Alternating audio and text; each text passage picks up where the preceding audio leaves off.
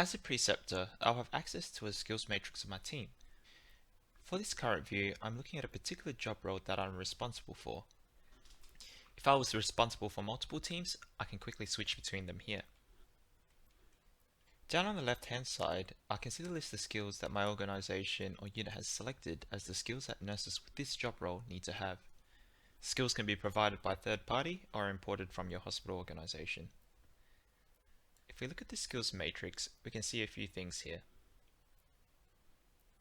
The green tick here means that the nurse is competent and have had their skills signed off by a valid assessor. Red means that their skill has not been checked off at all. This hourglass means that the skill is currently pending verification, so the nurse may be working with a preceptor on getting that skill verified. We also have this grey dash icon and green upwards arrow. And this tells us in the last 30 days whether the nurse has made any development in that skill or not, which is quite useful for preceptors running orientation to see who is making progress and who isn't.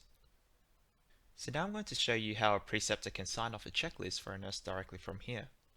Let's say today I am precepting a new nurse Ali, and as part of orientation I need to check off his ability on inserting a urinary catheter. I can go ahead and open up that skill. And starting from the top, I can either add this skill as a personal benchmark for Ali. This just means that we're adding a milestone or a goal for Ali to complete. I can see the list of reference materials which support the competency, and this can include required material that the staff needs to review prior to the verification. Some examples include third-party procedures, specialty guidelines, or policies. But let's say Ali's ready to go. I'm going to go ahead and select a verification method. For this demo, I'm going to select Return Demonstration. So I'm going to open that up and then hit Observe.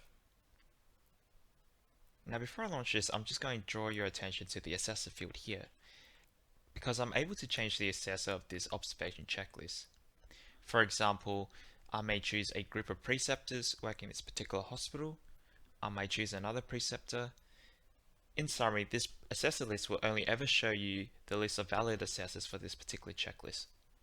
I'm just going to leave it as my preceptor Jody. When you are ready, hit launch.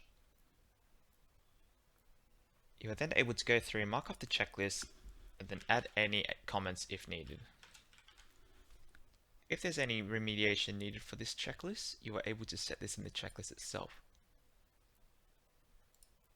Let's say our nurse missed a few critical steps in the checklist itself. We're able to send them through a remediation pathway by clicking yes. Then upon signing off this checklist, the nurse will go through an automated Xapimed remediation pathway.